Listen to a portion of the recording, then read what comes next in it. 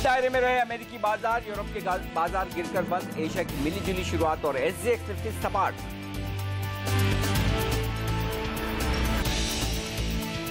Asian paints का मुनाफा और आय अनुमान से बेहतर, वॉल्यूम ग्रोथ 9 से 10% के बीच, लेकिन मार्जिन पर दिखा हल्का दबाव। आज आएंगे डॉक्टर रेड्डीज के नतीजे, मुनाफे और मार्जिन में अच्छी बढ़त का अनुमान। टाइटन और नेस्ले भी आज ही पेश करेंगे अपने नतीजे।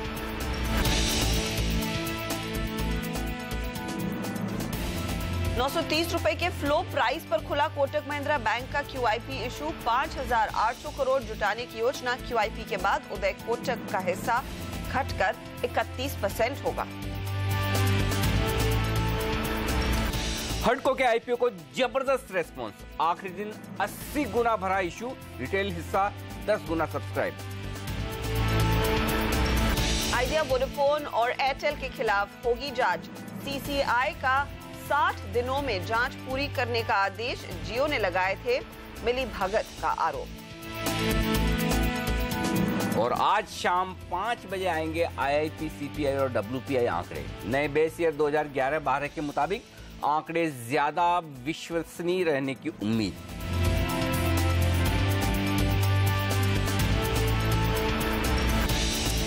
और लगातार 2 दिनों से बाजार बना रहे हैं नए रिकॉर्ड। आज है हफ्ते का आखिरी दिन, क्या फिर से रिकॉर्ड बनेंगे और सुस्त शुरुआत के बाद क्या तुरंत खरीदारी करने के मौके होंगे? लेंगे इस सवाल का जवाब। नमस्कार, मार्केट काउंटडाउन में आप सबका स्वागत है।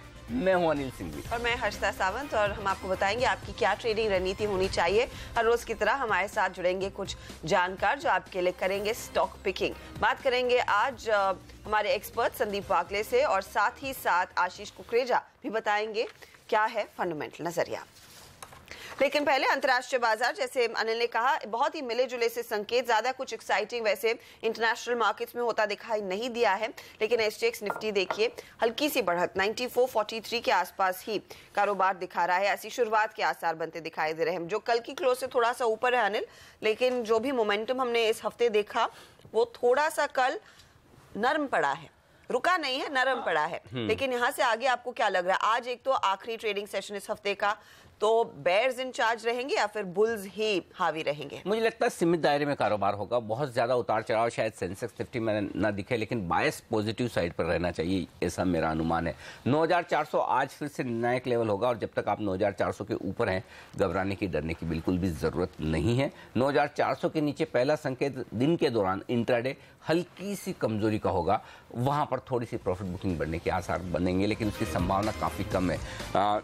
हाँ, ये जरूर है कि कल जिस तरह से नए हाइज बनाने के बाद थोड़ी प्रॉफिट बुकिंग ऊपरी स्तरों से होती दिखी है, खासतौर से ब्रॉडर मार्केट में, मिड कैप्स में, जिसकी हम कल भी बात कर रहे थे कि देखिए घरेलू फंड हाथ खींच रहे हैं, तो थोड़ा सा वहां पर सावधान रहें। वो प्रॉफिट बुकिंग आएगी और जरूर आएगी। ठीक उसी तरह से जैसे हर एक 100 पॉइंट के लेवल को पार करने के बाद बाजार ने वक्त बिताया, वो 9000 के बाद भी हुआ, 9200 के पार भी हुआ, 9300 को पार करके भी बाजार टिका, और अब 9400 को पार करके भी 9500 को लांघने के पहले बाजार थोड़ा वक्त बिताएगा, और वो सही भी है, उसमें कुछ गलत नहीं। तो ऐसे में आपको ऊपरी स्तरों पर थोड़ा सावधान रहना है। 9475, 9500 निफ्टी पर वो लेवल है जहां पर आपको मुनाफा वसूली करके इंतजार करना चाहिए 50-75 पॉइंट के करेक्शन का, फिर से खरीदारी करने के लिए। और वैसा ही लेवल बैंक निफ्टी पर लगभग 23,000 के आसपास आता हुआ दिख रहा है। 23,000 के आसपास थोड़ी प्रॉफिट बुकिंग करें और फिर से खरीदारी करें। फॉर अ चेंज आज मुझे लगता है कि निफ्टी के बजाय कमान बैंक निफ्टी के हाथ में रहेगी, और अगर आज आपको डायरेक्शन चाहिए तो मुझे लग रहा है बैंक निफ्टी से मिलना वो ज़्यादा सही नजर आता है। यानी कि तेजी होगी तो बैंकिंग शेयरों को लीड करना पड़ेगा, और वहीं से तेजी बनती हुई दिखेगी। लेकिन चूंकि हफ्ते का आखिरी सेशन है और कल की ऊपरी स्तरों की प्रॉफिट बुकिंग के बाद 2 लेवल्स अहम है, दूर है लेकिन अहम है। 9300 निफ्टी पर क्लोजिंग बेसिस पर स्टॉप लॉस है, आप ये कहेंगे यहाँ से 125 पॉइंट नीचे, लेकिन आप लाइफ टाइम हाई पर हैं तो थोड़ी रिस्क आपकी लंबी होती है। अभी भी क्लोजिंग बेसिस पर स्टॉप लॉस ऊपर की तरफ शिफ्ट नहीं हुआ है, ये 9300 पर है। हाँ, बैंक निफ्टी पर जरूर क्लोजिंग बेसिस पर स्टॉप लॉस 22,600 से 22,700 की तरफ मैंने शिफ्ट किया है, और वहाँ पर उसके नीचे अगर बंद हो तो थोड़ी सी अपनी तेजी की पोजीशन कम कर ले। शॉर्ट बनाने के मौके तब भी नहीं है, शॉर्ट तो ये 22,450 के नीचे ही होगा, अब भी तेजी के ही मौके हैं, लेकिन 22,700 के नीचे अगर बैंक निफ्टी जाए तो अपनी क्लोजिंग है दे तो अपनी थोड़ी तेजी की पोजीशन कम कर लें। हालांकि मेरा ये मानना है कि आज अगर तेजी बननी है तो उसे लीड बैंक करेंगे। निफ्टी खरीदें आज दिन के दौरान, 2 तरीका है, या तो जहां खुले वहीं खरीद लें तो फिर आप 9400 को स्टॉप लॉस लगा लीजिए, और दूसरा तरीका है कि 9400 के जितना नज़दीक खरीदेंगे उतना सेफ रहेंगे। तब आपका स्टॉप लॉस होगा 9350, ऊपरी स्तरों पर 9450, 9475, ये है 2 टारगेट।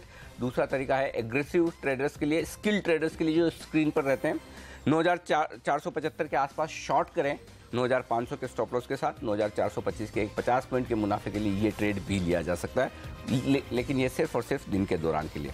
बैंक निफ्टी पर शॉर्ट करने की राय आज बिल्कुल नहीं है, सिर्फ और सिर्फ खरीदारी की राय है। 22700 के नज़दीक खरीदेंगे तो बहुत सेफ रहेंगे, 22600 का स्टॉप लॉस होगा, और अगर जहां खुले वहीं खरीदें तो फिर 22700 का स्टॉप लॉस कर लीजिएगा। 22900 आपका टारगेट है, अगर आप 22700 के आसपास खरीदते हैं, खुलते ही खरीदते हैं तो 23000 का टारगेट है आपके लिए ये बैंक निफ्टी पर। सेक्टर जो मुझे पॉजिटिव दिख रहे हैं, इंफ्रा स्टॉक्स में खरीदारी होनी चाहिए। एशियन पेंट्स के नतीजे के बाद सेक्टर कंज्यूमर ड्यूरेबल्स जो हमें पिछले 2-3 दिनों से पसंद है, थोड़ी और मजबूती बन सकती है। और प्राइवेट बैंक्स और खासतौर से मिड कैप प्राइवेट बैंक्स, यहाँ पर नजर रखिए, यहाँ अच्छी तेजी के एक्शन की मुझे उम्मीद है। करेक्शन होगा, कमजोरी होगी तो सिर्फ फार्मा शेयरों पर, वहाँ पर थोड़ा सावधान रहें। ओके, तो फार्मा में थोड़ी सी सावधानी बरतने की जरूरत है, और आज शायद निफ्टी के बजाय फोकस बैंक निफ्टी पर रहेगा डायरेक्शन के लिहाज से। वागले साहब, क्या आपको दिख रहा है यही चाल, या फिर आप उम्मीद कर रहे हैं कि कहीं ना कहीं जो 9450 के तक हम पहुंचे थे उसको फिर से हम कॉन्कर करेंगे और आगे बढ़ेंगे, या चांसेस बहुत कम है? Good morning Arshada, good morning Anil. Morning sir. Actually आजकल वो आईपीएल चल रहा है, जिसमें आप T20 में भी देखो, एक ओवर में 1 6 मारते हैं और फिर सिंगल्स लेते हैं। सो निफ्टी वैसे ही कर रहा है, हफ्ते में एक दिन बड़ी मुंह आती है जो परसों आई, और फिर कंसोलिडेट हो रहा है। तो मुझे वीकनेस अर्शदा कहीं भी नहीं लग रही है। मेरा 9510 का टारगेट अभी भी इंटैक्ट है, 9360 का स्टॉप लॉस होगा। हल्का सा कंसोलिडेशन कल हमने देखा, ऊपर खुला और फिर वो थोड़ा सा नीचे आया, तो इसको मैं वीकनेस नहीं मानता। इनफैक्ट इससे ये अच्छी चीज़ है, अपॉर्चुनिटी है बाय करने के लिए। फ्रेश बायर्स आएंगे, बहुत ज़्यादा ऊपर जाता है तो अपॉर्चुनिटी नहीं मिलती, तो उस लिहाज से ये पैटर्न मेरे लिए बहुत कंफर्टेबल है और बुलिशनेस कंटिन्यू रहेगा। बैंक निफ्टी की रेंज 22,700 23,000 ये है, और between Nifty and bank Nifty आज मेरे चार्ट्स में कोई ऐसे संकेत नहीं है, दोनों के पैटर्न्स मेरे लिए बराबरी है, और 3 पॉजिटिव साइड पे है, एक कॉल निगेटिव साइड पे है। ओके, तो तेजी के कॉल्स जारी रहेंगे, लेकिन थोड़ी सी ब्रीदर लेता हुआ दिखाई दे सकता है बाजार, ये वागले साहब भी मानते हैं। 9510 का हालांकि इन्होंने टारगेट जरूर दिया है, लेकिन अब डेटा पर ध्यान देते हैं। कल हमने देखा है तेजी में FIIs की ओर से बड़ी खरीदारी के आंकड़े जरूर आए, 1000 करोड़ के ऊपर के, और 1000 करोड़ के ऊपर की बिकवाली डोमेस्टिक इंस्टीट्यूशंस ने की है, लेकिन FIIs में इतना जोश दे रहा है, दुरुस्त है?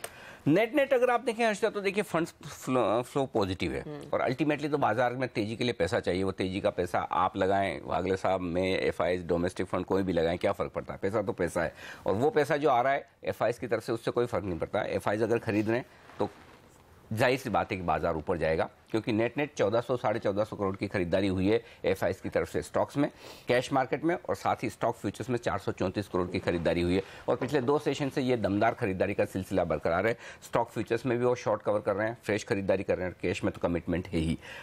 अब कल के सेशन में जो हुआ वो बड़ा इंटरेस्टिंग है ब्रॉडर मार्केट में, और खासतौर से पहला संकेत कमजोरी का मिड कैप शेयरों ने दिया, और वो लाजमी था।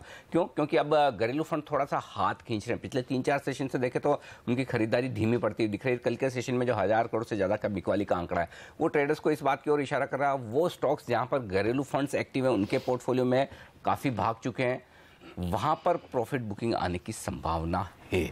तो ऐसे में कई बार हम कहते हैं जब करेक्शन होता है तो उन शेयरों पे थोड़ा सावधान रहें जहां FIIs बेच सकते हैं। तो ये वो वक्त है जहां FIIs के शेयरों में सावधान होने की जरूरत नहीं है, लेकिन उन मिड कैप्स में सावधान होने की जरूरत है जहां पर डोमेस्टिक इंस्टीट्यूशंस हाँ, तो वो एक ट्रेड साफ तौर पर दिख रहा है।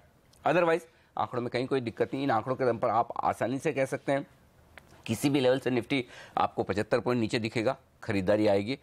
किसी भी लेवल से 50-75 पॉइंट ऊपर बढ़ेगा, मिड कैप्स में प्रॉफिट बुकिंग आएगी। सिंपल। तो मिड कैप्स में थोड़ा सा सावधान रहने की जरूरत है, ये डेटा यही सजेस्ट कर रहा है। लेकिन किन स्टॉक्स पर फिर वागले साहब आपकी नजर है? क्या वो मिड कैप कंपनियां होंगी, या फिर आपको भी लग रहा है कि दिग्गजों में अब अपॉर्चुनिटीज ढूंढना शुरू करें? क्या चुन रहे हैं आप? हर्षदा, मैं पैटर्न के साथ जाना चाहूँगा। मेरा एक फ्रंट लाइन है और मे बी 2 फ्रंट लाइन है, 2 मिड कैप है। मैं शुरुआत करना चाहूँगा हमारा राजा बैटरीज से, जो मेरा कल भी बाय था। कल भी इसमें आई थिंक 3-4% की मूव आई थी। आई थिंक ये परसों अनिल जी ने कहा था मॉर्निंग में ऐसे, हाँ, और ये short term, medium term, long term तीनों चार्ट्स में काफ़ी पॉजिटिव है। हमारा ये कल BTST भी था, उसमें ऑफ कोर्स हम पहले आधे घंटे में जो मिलता है उसमें बुक करते हैं, लेकिन ये पोजिशनल कॉल के तौर पे लिया जाए तो मुझे लगता है ये अगले महीने 2 महीने में 1050 के आसपास जा ये सकता वैसे ही है। कॉन्फिडेंस दिखा रहे हैं जो जैसा आपको रिलायंस में आया था 1250 पर। हाँ, वो थोड़ा सा लॉन्ग टर्म था, लेकिन कॉन्फिडेंस वैसा ही है। कॉन्फिडेंस वैसा ही है। वैसा ही है, ये शॉर्ट टर्म है, तो ये बाय करके चले। 3-4 दिन का टारगेट होगा 954, स्टॉप लॉस होगा 909। बजाज ऑटो में कल एक फ्रेश ब्रेकआउट देखा है, इसमें मेरा दूसरा बाय कॉल होगा। 2952 के स्टॉप लॉस से बाय करें for a target of 3105। Again 2 से 3 दिन का व्यू है। ओके, बजाज ऑटो इसमें तेजी करें और साथ ही साथ अमर राजा में भी पोजीशन आप लेंगे। तो फिलहाल टारगेट 954 का, लेकिन 1000 के ऊपर जाने की पूरी क्षमता रखता है, ये वागले साहब का भरोसा है। लेकिन अब देखते हैं कि ऑप्शंस मार्केट में किस तरह की एक्टिविटी। अनिल, पीसीआर फिर से बढ़ता हुआ 1.26 पर आ गया है और कल हम नोटिस कर रहे थे कि 9400 में भी काफी एक्टिविटी पुट और कॉल दोनों में देखने को मिल रही है, तो क्या इशारा है? सावधान रहे ऊपरी स्तरों पर, ये संकेत आ रहे हैं धीरे धीरे पीसीआर बढ़ रहा है, हालांकि अलार्मिंग लेवल पर नहीं है लेकिन अलर्ट रहने के लेवल पर है।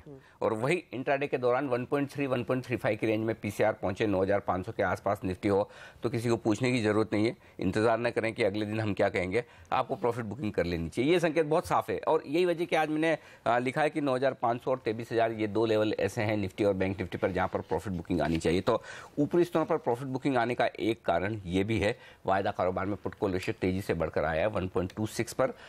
मैं ये फिर कहूंगा कि ऐसा नहीं है कि सब कुछ बेचकर आप बैठ जाएं, लेकिन हाँ, वहां पर आपको कम से कम खरीदारी नहीं करनी है, इंतजार करना है करेक्शन हो जाने का, क्योंकि कॉम्बिनेशन चाहिए आपको। जिन लेवल से बाजार टर्न लेता है वो ये कि किसी भी लेवल पर जहां हाईएस्ट ओपन इंटरेस्ट हो पुट या कॉल में, अगर समझिए आप तेजी के मार्केट में है, कॉल का हाईएस्ट ओपन इंटरेस्ट हो और पुट कॉल रेशियो आपको ओवरबॉट जोन में दिखे और बाजार बिना करेक्शन के भागा हो, ये 3 कॉम्बिनेशन जब मिलता है वही लेवल पर बाजार एक शॉर्ट टर्म के लिए करेक्शन देने के लिए तैयार होता है और वहां से एक थोड़ा साइजेबल अच्छा करेक्शन हो फिर से तेज दौड़ लगाता है। तो ये कॉम्बिनेशन बनेगा जहां पुट कॉल रेशियो 1.35 पर मैं देखूं, 9500 पर निफ्टी को देखूं और नॉन स्टॉप बाजार तो चल ही रहा है। तो ये तीनों का कॉम्बिनेशन जहां बनेगा, ठीक उसी तरह से जैसे हम परसों बात कर रहे थे कि कॉम्बिनेशन क्या चाहिए, न्यूज फ्लो का, फंड फ्लो का और साथ ही ग्लोबल मार्केट्स का, वो तीनों कॉम्बिनेशन मिला तो 2 दिन से आप लाइफ टाइम हाई बना रहे हैं, इस पर नजर रखिए, पहली बात। दूसरी बात, 9400 क्यों निर्णायक लेवल है और वो बेहद इंटरेस्टिंग है। बहुत कम ऐसा देखने को मिलता है कि 9400 एक ही स्ट्राइक प्राइस पर पुट और कॉल में आपको बहुत ही बेहतरीन पोजीशंस बनती हुई दिखे और ये पोजीशन हर्षदा एकदम बैलेंस्ड है। क्या हुआ है, 9400 के पुट में भी 42 लाख शेयर खुले हैं और कॉल्स में भी 42 लाख शेयर, यानी कि एक ही स्ट्राइक प्राइस पर जो कल की क्लोजिंग से 22 पॉइंट नीचे है, यानी कि at the money put at the money option आप कह सकते हैं, और दोनों तरफ बराबरी का मामला है। यानी कि कल की 9400 के ऊपर की 2 दिन से क्लोजिंग मिल गई, उसके बावजूद मंदी करने वालों ने भी अभी उम्मीद नहीं छोड़ी है, अभी भी इतनी पोजीशन है। और तेजी करने वाले तो जाहिर सी बात है कि 2 दिन से जब पॉजिटिव क्लोज देख रहे हैं 9400 के ऊपर तो उनका तो कॉन्फिडेंस रहेगा। तो ये कॉन्फिडेंस किसका ज्यादा भारी है वो आज देखने को मिलेगा। तो आज 9400 के ऊपर बने रहने में जीत तेजी करने वालों की होगी, भले ही 22 पॉइंट नीचे भी आ जाए तब भी वो ऊपर है। मंदी करने वाले हावी तभी होंगे जब 9400 के नीचे ट्रेड करना निफ्टी दिन के दौरान शुरू करे, उसके नीचे जाकर टिके, तब पहला संकेत हल्की सी प्रॉफिट बुकिंग का होगा। ऐसे में अगर आप 20 पॉइंट गिर भी जाएं तब भी डरने की जरूरत नहीं, आप तेजी में ही हैं, ये 9400 का लेवल बोल रहा है। कल आप देखिए पुट में फिर से 7 लाख शेयर वहां जुड़े हैं, कॉल्स में 4 लाख शेयर कम हुए, तो इस लिहाज से ये लेवल तो हो गया आपके लिए निर्णायक। ऊपरी स्तरों पर 9500 को पार करना इसलिए मुश्किल है क्योंकि 67 लाख शेयरों का ओपन इंटरेस्ट बड़ा है और 9300 को क्लोजिंग स्टॉप लॉस के बेसिस पर इसलिए चुना है कि 76 लाख शेयरों का सबसे ज्यादा भारी भरकम, बहुत भारी ये ओपन इंटरेस्ट खड़ा है 9300 पर, जो तो ऐसे में लगता नहीं कि आसानी से 9300 के नीचे क्लोजिंग मिलेगी नहीं, ये संकेत साफ तौर पर दिख रहा है। हाँ, 9300 के नीचे क्लोजिंग हो अब तो आप एक बार ये मान लें कि आपने 52 week high, life time high बना लिया है और एक अच्छा साइजेबल करेक्शन बनेगा, उसके लिए वो 9300 के नीचे 1 या 2 दिन बंद होना जरूरी है। अब बैंक निफ्टी में कल फिर से 50,000 शेयर कम हुए, वीकली एक्सपायरी थी, कल का एक्शन जो उतार चढ़ाव भरा था वो वीकली एक्सपायरी को मानकर चलें तो मुझे लगता है कि आज बाजारों को ऊपर जाने के लिए नया लाइफ हाई अगर बनाना है फिर से निफ्टी बैंक निफ्टी को, तो लीडरशिप बैंक निफ्टी से चाहिए और वो लीडरशिप आपको प्राइवेट बैंक से मिल सकती है। तो आईसीआईसीआई, कोटक जैसे बैंक्स पर नजर रखें, मिड कैप प्राइवेट बैंक्स पर नजर रखें, वहां पर मुझे लगता है अगर एक्शन पॉजिटिव साइड पर हुआ तो बाजार को वही ऊपर की तरफ खींचेंगे। चलिए इसी मोड पर हम लेंगे एक छोटा सा ब्रेक। आगे हम ये भी आपको बताएंगे कि निफ्टी पर 5 जानकारों की क्या राय बन रही है और साथ ही साथ आज के वो तमाम एक्टिव स्टॉक्स जिनमें खबरों का असर बनता दिखाई देगा। टॉप 5 ब्रेक के बाद।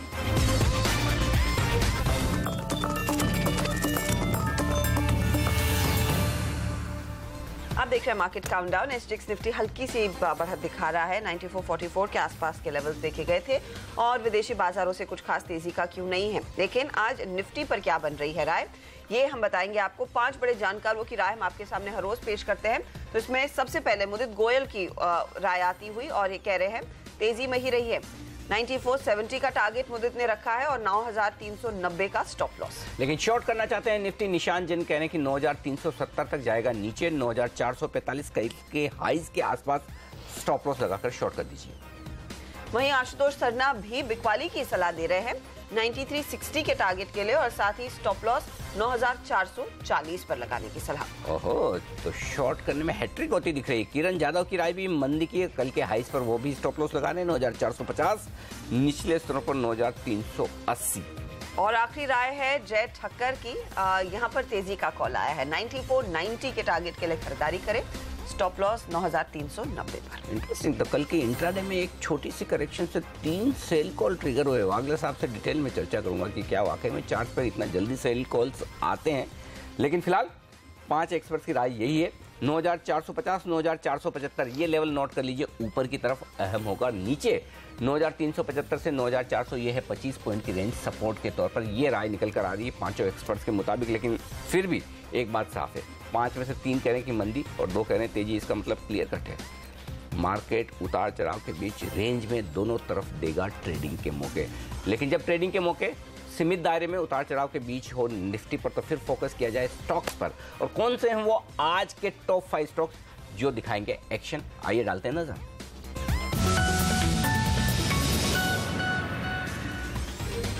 और सबसे पहले आप नजर रखिए कोटक महिंद्रा बैंक। आज इसका QIP इशू खुला है। दमदार रेस्पॉन्स की उम्मीद की जा रही है। 930 से 936 रुपए पर यह इशू खुला है, ये माना जा रहा है।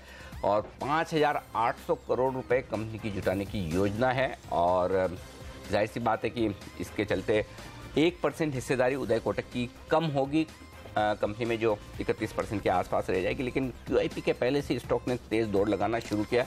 अच्छे रेस्पॉन्स की उम्मीद है।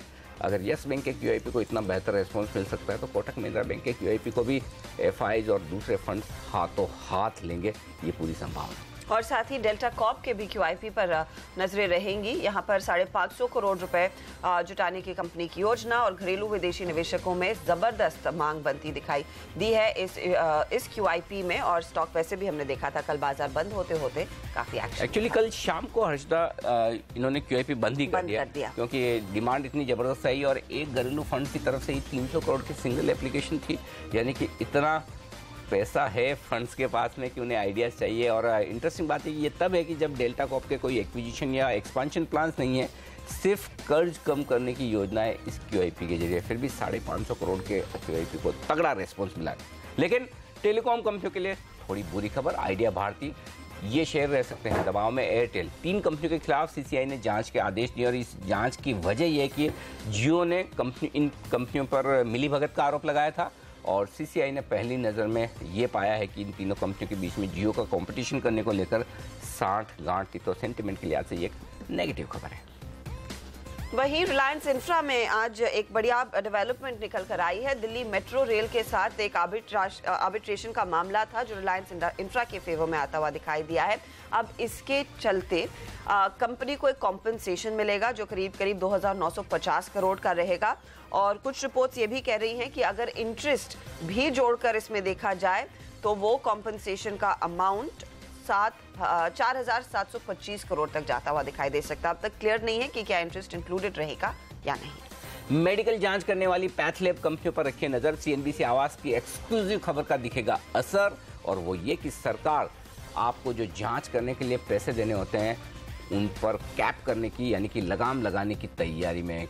किसी भी जांच के लिए मैक्सिमम कितना पैसा वसूल किया जा सकता है पेशेंट से, ये कैप कर दिया जाएगा। तो जाहिर सी बात है कि आपके हमारे कंज्यूमर्स के लिए तो अच्छी खबर है, लेकिन कंपनियों की कमाई पर लगेगी लगाम। और ऐसे में डॉक्टर लाल पैथलैब, थायरोकेयर जैसे स्टॉक्स जो लिस्टेड हैं, यहाँ पर नेगेटिव असर होने की संभावना। हमारे एक्सपर्ट्स हमारे साथ हैं संदीप वागले साहब, और अब हमारे साथ कार्यक्रम में शामिल हो रहे हैं बाजार पर फंडामेंटल राय देने के लिए क्राफ्ट वेल्थ मैनेजमेंट के एमडी आशीष कुकरेजा भी। आशीष, स्वागत है आपका CNBC आवाज़ पर। बाजार तो लाइफ टाइम हाई पर हैं, 2 दिनों से नए रिकॉर्ड बन रहे हैं। ये बताइए कि इन लेवल्स पर भी क्या कहीं कोई निवेश के मौके दिखते हैं, ट्रेडिंग के मौके दिखते हैं? यदि हाँ तो कौन से स्टॉक्स हैं आपके रडार पर आज?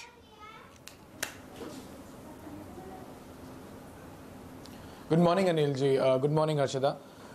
देखिए, एक जोन ऑफ अननोन जो है मार्केट को, वो तो काफ़ी इस समय परेशान करे हुआ है। पीपल ऑल्सो बिलीव कि वैल्यूएशंस बहुत हाई हैं, but you need to also look market in a way कि हम सब ये बात करते हैं कि क्या खराब हो सकता है बाजार में, बट क्या सबको ये पता है कि अच्छा और क्या क्या हो सकता है। So I think somewhere market is in that zone where धीरे धीरे करके पॉजिटिव फ्लो भी आ रहा है न्यूज़ का, और साथ में वैल्यूएशंस भी थोड़ा कंसर्न बनाए हुए हैं।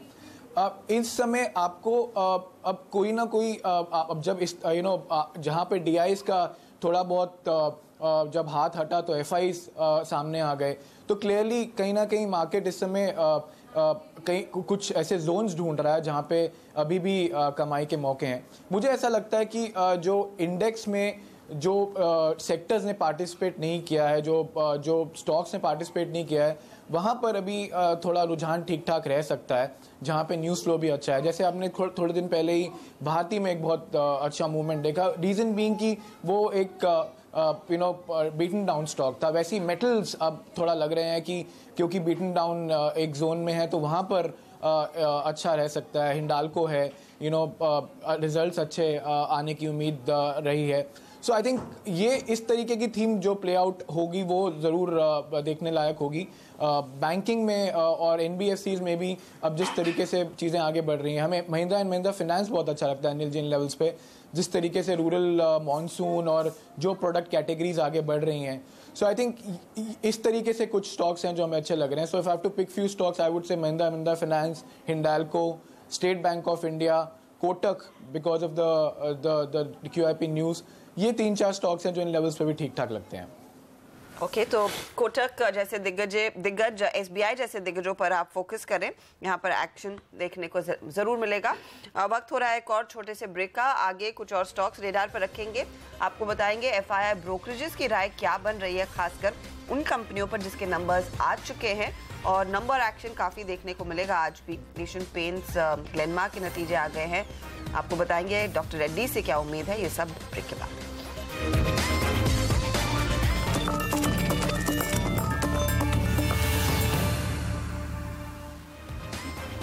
और नतीजों का सीजन है। कल बाजार बंद होने के बाद कई सारे नतीजे आए, और सबसे पहले और सबसे बड़ा जो नतीजा है वो है एशियन पेंट्स। कैसे रहे नतीजे और किस तरह की आई है वॉल्यूम ग्रोथ, बताने के लिए तैयार है हमारे साथ सोनम मेहता।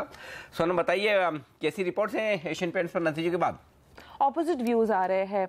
यहाँ पर सबसे पहले मॉर्गन स्टैनली ने एशियन पेंट्स पे अपनी ओवर रेट की रेटिंग को बरकरार रखा है। लक्ष्य 1280 का दे रहे हैं, जो मौजूदा भाव से 10% का अपसाइड दिखाता है। उनके मुताबिक जो वॉल्यूम ग्रोथ आया है वो बेहद ही मजबूत है, और वित्त वर्ष 2016 से 18 के बीच कंपनी के अर्निंग्स में 21% CAGR ग्रोथ की एक्सपेक्टेशन लेकर चल रहे हैं। CLSA ने एशियन पेंट्स पे अपनी बिकवाली की सलाह को बरकरार रखा है। लक्ष्य को थोड़ा सा बढ़ाया है, 835 से लक्ष्य को बढ़ाकर 970 का कर दिया है, लेकिन फिर भी लक्ष्य बढ़ाने के बाद भी स्टॉक में 17% का डाउनसाइड की एक्सपेक्टेशन लेके चल रहे हैं, जहां पे उनके मुताबिक वित्त वर्ष 2018 में मार्जिन्स पे दबाव दिख सकता है। मैक्वारी ने एशियन पेंट्स पे न्यूट्रल की रेटिंग को बरकरार रखा है। लक्ष्य 1140 का दे रहे हैं, मौजूदा भाव से 2% का डाउनसाइड दिख रहा है। वहीं नोमरा ने एशियन पेंट्स पर न्यूट्रल की रेटिंग को बरकरार रखा है।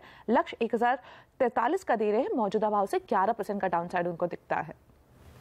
ओके, ये है एशियन पेंट्स पर राय, लेकिन दूसरे कौन से स्टॉक्स है जो FII ब्रोकरेजेस के रेडार पर हैं, और क्या वहां पर भी कोई डाउनग्रेड? हैवेल्स पर पहले बात कर लेंगे। मैक्वारी ने हैवेल्स पर न्यूट्रल की रेटिंग को बरकरार रखा है, लेकिन लक्ष्य को बढ़ाया है। 21% से लक्ष्य को बढ़ाकर 487 का लक्ष्य दे दिया है, लेकिन फिर भी स्टॉक में 5% का डाउनसाइड उनको दिखाई देता है। उनके मुताबिक वित्त वर्ष 2019 और 18 की EPS में 5 से 3% का जंप देखने को मिल सकता है। वही CLSA ने हैवेल्स पर अपनी बिकवाली की सलाह को बरकरार रखा है। लक्ष्य 470 का दे रहे हैं। उनके मुताबिक जो वैल्यूएशंस है वो काफ़ी एक्सपेंसिव है और वो एक बड़ा कंसर्न है, भले ही वित्त वर्ष 2018-19 की ग्रोथ ट्रैजेक्टरी बेहद ही मजबूत दिख रही हो।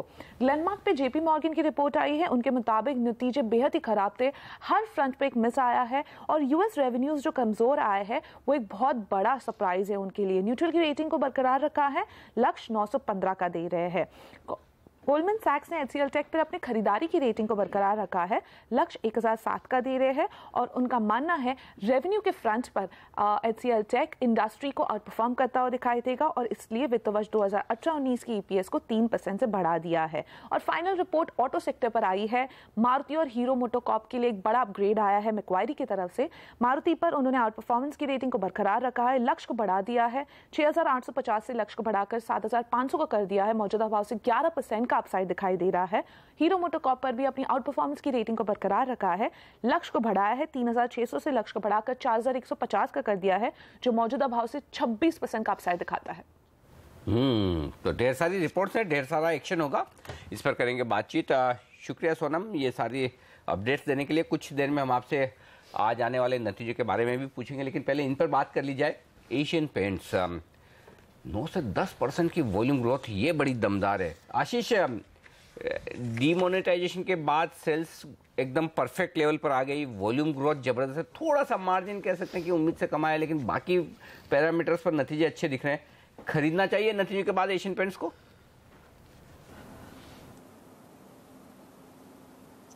देखिए Anil ji, everything is in order unless कि Patanjali gets into paint business.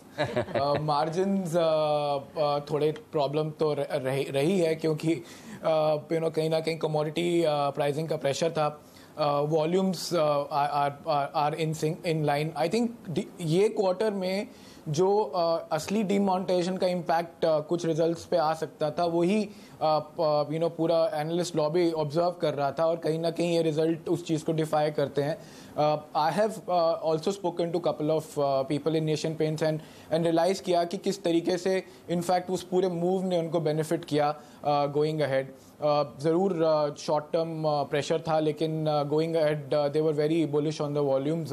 लेकिन अनिल जी, एक बात ज़रूर है कि थोड़ा प्रोडक्ट को रीवर्क करना पड़ेगा, क्योंकि आगे जाके जो डिमांड है वो लो प्राइसिंग सेगमेंट में बहुत ज़्यादा बढ़ रही है और एशियन पेंट्स के ज़्यादा से ज़्यादा जो मार्जिन्स हैं जहाँ पे उनको प्रॉफिटेबिलिटी आती है वो जो हायर प्राइसिंग सेगमेंट है वहाँ पे आती है। सो आने वाले कुछ क्वार्टर्स में अगर ये रिजल्ट्स को इम्प्रूव होना है तो we will have to observe some of the जो अफोर्डेबल हाउसिंग का पूरा डिमांड है वो उस सेगमेंट से पूरा नहीं किया जा सकता। सो मैं बाय की रिकमेंडेशन तो इन लेवल्स पे नहीं दूंगा। इट्स इकोनॉमी स्टॉक, वैल्यूएशंस थोड़े स्ट्रेच्ड हैं। I would rather wait for some correction here, but results are in line, no downside to the stock. Okay, ये फिलहाल राय एशियन पेंट्स पर डाउनसाइड नहीं है, लेकिन करंट लेवल्स पर खरीदने का भी कॉन्फिडेंस नहीं है। ग्लेनमार्क पर आपकी क्या राय बन रही है, क्योंकि ये भी एक सॉफ्ट क्वार्टर ही रहा। आज ऑफ कोर्स डॉक्टर रेड्डीज के भी नंबर्स आएंगे, वो सोनम बताएंगी कि क्या पोल एक्सपेक्टेड है, लेकिन ग्लेनमार्क बिल्कुल ग्रोथ नहीं आई है। इनफैक्ट इंडिया बिजनेस जो हम एक्सपेक्ट कर रहे थे 10-12% से ग्रो होगा, महज 6% ग्रो हुआ है। यूएस में भी इनके कोलेस्ट्रॉल ड्रग की सेल्स का कुछ फायदा नहीं मिला। क्या आपको लग रहा है ग्लेनमार्क किस तरह का परफॉर्मर रहेगा आगे? अब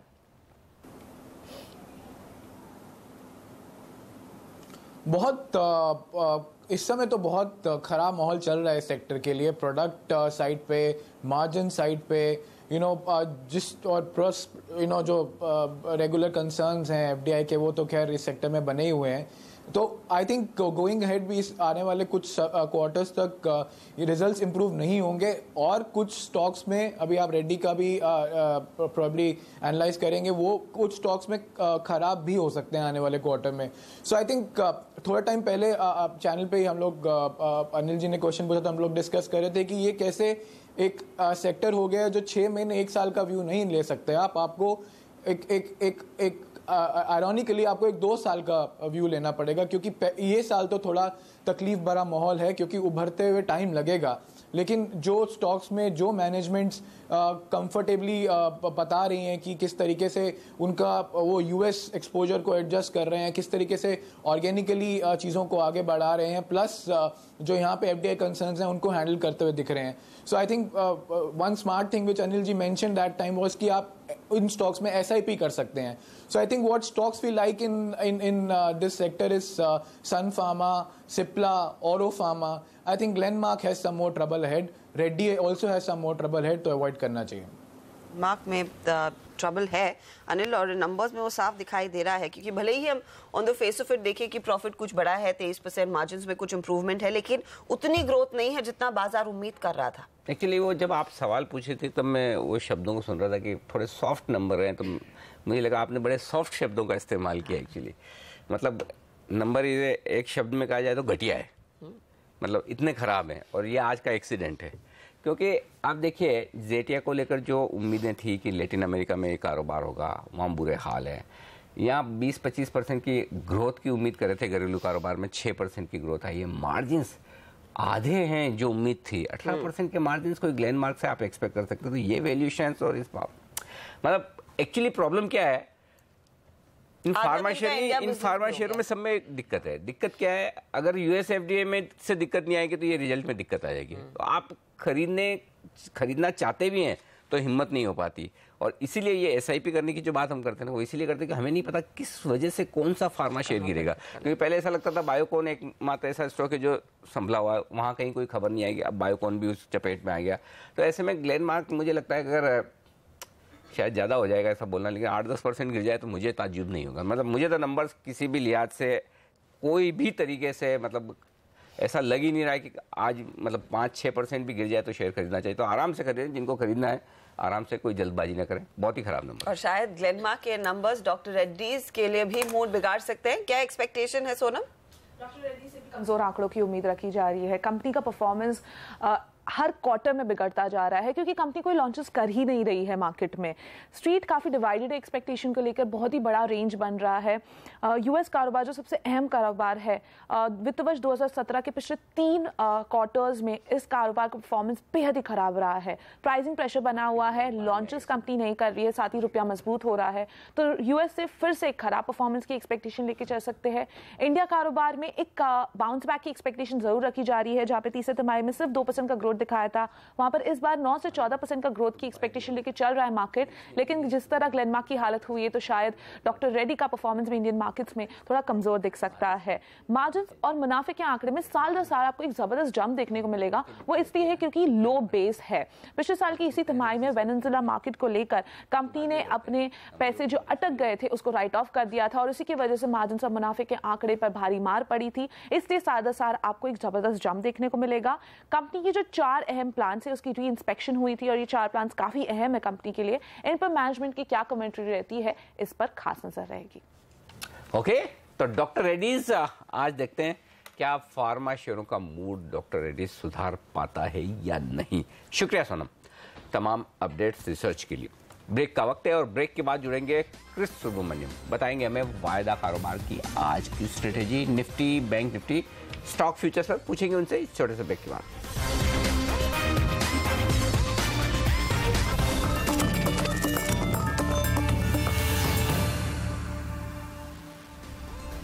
हमारे 2 और एक्सपर्ट्स हमारे साथ जुड़ रहे हैं. राकेश बंसल, आरके ग्लोबल के वाइस प्रेसिडेंट, और क्रिस सुब्रमण्यम, अल्टामाउंट कैपिटल से वायदा कारोबार के आज के एक्सपर्ट. क्रिस सर स्वागत है आपका. राकेश जी आपका भी स्वागत है. नमस्कार दोनों को. और क्रिस सर पहले तो बताइए आपकी स्टॉक फ्यूचर्स की पिक्स, कौन से स्टॉक चुने आज आपने?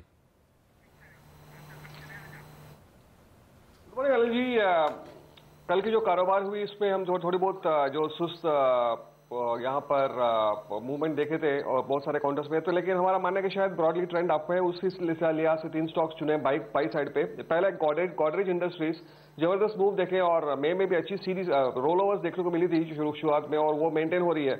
हमारा मानना है कि शायद वापस मोमेंटम की तैयारी में है. 595 की टारगेट पकड़ के खरीदारी की जा सकती है, 550 का स्टॉप लॉस.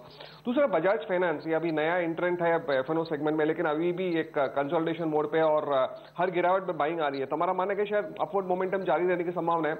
1385 का टारगेट पकड़ के खरीदारी की जा सकते हैं और 1310 का स्टॉप लॉस. और लास्ट में पीटीसी, जो आई थिंक काफी एक्टिव रही है और शॉर्ट कवरिंग यहाँ पर खास देखने को मिल रही है. और लास्ट 2 दिन में थोड़ी बहुत सुस्त कारोबार, लेकिन मेरा मानना है कि शायद यहाँ से वापस एक बढ़त आने की संभावना है. 107 का टारगेट पकड़ के खरीदारी करिए और 99 का स्टॉप लॉस. और ऑप्शन रणनीति एक मारुति, जहां पर अगर आप देखें तो लगातार हम कोई भी गिरावट तो आई थी नहीं है, जो भी मामूली से आती है वहां पर भी बाइंग आ रही है। तो हमारा मानना है कि शायद एक बुल स्प्रेड का ही सहारा ले, हमारा मानना है कि शायद मोमेंटम जारी रहने की संभावना है। 6700 का कॉल पे खरीदारी करें, कल 127 के आसपास बंद हुआ था। 6900 को कॉल बिकॉली करके चलो जो 37 के आसपास बंद हुआ था, तो नेट कॉस्ट जो है 90 के आसपास है। हम टारगेट 150 का रख रहे हैं और स्टॉप लॉस 45 रिकमेंड कर रहे हैं। तो हमारी तरफ से चारों बुलिश बाइस के कॉल्स हैं और हमारा मानना है कि शायद ये आज या अगले हफ्ते में इसमें अच्छी खासी मूवमेंट आने की संभावना है। ओके, तो ये तमाम स्टॉक्स रखिएगा नजर, मारुति का कॉल ऑप्शन खरीदिए। 2 ऑप्शन और रणनीति है क्रिस सर के पास निफ्टी बैंक निफ्टी की, थोड़ी देर में पूछूंगा। उससे पहले राकेश बंसल साहब जुड़ गए, तो उनसे ले लेते हैं उनकी पिक्स। बताइए राकेश जी, नमस्कार। नमस्कार अनिल जी, मेरा पहला कॉल रहेगा, बाय कॉल रहेगा बजाज ऑटो पर। एंटायर ऑटो स्पेस काफी अच्छा लग रहा है। बजाज ऑटो में कल एक चार्ट्स के ऊपर एक बड़ा ब्रेकआउट 2950 के ऊपर देखने को मिला है। मेरा ऐसा मानना है बजाज ऑटो को बाय करके चलना चाहिए। 2919 पर एक स्टॉप लॉस लगाना चाहिए। 3083 के टारगेट के लिए बजाज ऑटो को खरीदने की राय रहेगी। दूसरा एक बाय कॉल रहेगा बॉश पर। काफी स्ट्रांग टेक्निकल पैटर्न है, वॉल्यूम थोड़े कम है बट चार्ट पैटर्न काफी स्ट्रांग है। 23,000 पर एक स्टॉप लॉस लगाना चाहिए और 24,200 के लक्ष्य के लिए बॉश को खरीदने की राय रहेगी। एकमात्र सेल कॉल रहेगा ऑयल इंडिया पर, जहां पर कल के सत्र में एक प्राइस ब्रेकडाउन देखने को मिला है 317 के नीचे, साथ साथ एक negative crossover on momentum indicators भी देखने को मिला है। ऑयल इंडिया में बिकवाली की राय रहेगी, 327 का स्टॉप लॉस, 303 का लक्ष्य। चौथा एक बाय कॉल रहेगा महिंद्रा एंड महिंद्रा पर। काफी समय से स्टॉक और ऑटो की रैली को अंडर परफॉर्म कर रहा था बट डे बिफोर यस्टरडे इसके अंदर एक ब्रेकआउट देखने को मिला है। 30 तारीख को नतीजे हैं और नतीजों से पहले मुझे लगता है कि जो इसके लक्ष्य हैं 1470 के ऊपर की तरफ देखने को मिल सकते हैं। 1307 पर एक स्टॉप लॉस लगाएं। 1470 के लक्ष्य के लिए महिंद्रा को खरीदने की राय रहेगी। और लास्ट एक बाय कॉल रहेगा हीरो मोटोकॉर्प पर, जहां पर कल के सत्र में एक क्रिटिकल नेकलाइन तोड़ी है स्टॉक ने। 3364 पर एक स्टॉप लॉस लगाना चाहिए और 3600 के लक्ष्य के लिए हीरो मोटोकॉर्प को खरीदने की राय रहेगी। ओके, तो हीरो मोटोकॉर्प आज बाय रिपोर्ट है किसकी? मक्वायरी की। टारगेट हीरो मोटोकॉर्प के 3600 से बढ़ाकर 4150। इनफैक्ट ऑटो कंपनियों पर काफी जोर है आज। हीरो मोटोकॉर्प के साथ साथ मक्वायरी ने तो मारुति पर भी एक बाय कॉल दिया। यहाँ पर 7500 का टारगेट दिया है और मारुति क्रिस सुब्रमण्यम को भी पसंद है। राकेश बंसल भी कह रहे हैं, वागले साहब ने भी कहा बजाज ऑटो लीजिए, राकेश के भी लिस्ट में शामिल है। वागले साहब, कोई और स्टॉक्स आज रेडार पर जहाँ पर आपको लग रहा है मौके ट्रेड के? एक मेरे ख्याल में एक सेल कॉल आपका बाकी, एक बाय है, एक सेल है। हाँ। बाय कॉल गॉडफ्रे फिलिप्स में मुझे याद है कल मॉर्निंग में आपने आई थिंक पहले 10 मिनट yes, में सुबह का था 1210 1215 और वो 1280 पे जाकर क्लोज हुआ है। क्योंकि ये स्टॉक एफएनओ में नया है, वो थोड़ा सा ट्रैक करना मुश्किल हो जाता है बट कैश में क्लियर ब्रेकआउट है। 1263 के स्टॉप लॉस से बाय करें। पोजिशनल व्यू है 3-4 दिन का। 1350 का मेरा टारगेट होगा। सेल में गेल है, गैस अथॉरिटी ऑफ इंडिया, जिसमें मुझे शॉर्ट टर्म वीकनेस दिखाई देती है, एक ब्रेकडाउन है। 412 के स्टॉप लॉस से बेचे फॉर अ टारगेट ऑफ 396। 1 से 2 दिन का व्यू है। दोनों स्टॉक परफेक्ट पकड़े आपने। जिस तरह का प्राइस एक्शन कल दिखा गेल में, ऑयल इंडिया में, ये स्टॉक ये स्पेस कमजोर हो रही है। यहाँ पर शॉर्ट बनाइएगा। अगर बाजार में कमजोरी होनी तो यही होगी। और गॉडफ्रे तो कल का स्टार परफॉर्मर, सुबह सुबह आपको बताया था, बाजार खुलते और उसके बाद देखिए क्या एक्शन हुआ। 1320 तक ऊपर ये स्टॉक पहुंचा था। अब टारगेट 1350 का रखिएगा गॉडफ्रे पर। ब्रेक का वक्त है और इस ब्रेक के पार फोकस करेंगे प्राइवेट बैंक्स पर और खासतौर से कोटक। QIP खुला है आज। QIP में तो बड़े इंस्टीट्यूशनल इन्वेस्टर पैसा लगाएंगे। आपको क्या मार्केट में खरीदना चाहिए, इस सवाल का जवाब देंगे इस ब्रेक में।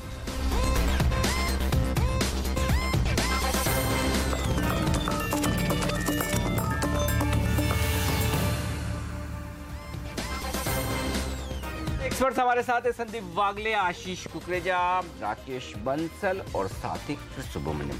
कोटक महिंद्रा बैंक QIP खुला है आज। उम्मीद तो है अच्छा रेस्पॉन्स मिलेगा। स्टॉक पहले ही भाग गया। इन लेवल्स पर खरीदा जाए कोटक महिंद्रा बैंक निवेश के लिए ठीक है या इंतजार करना है? आशीष जी बताइए।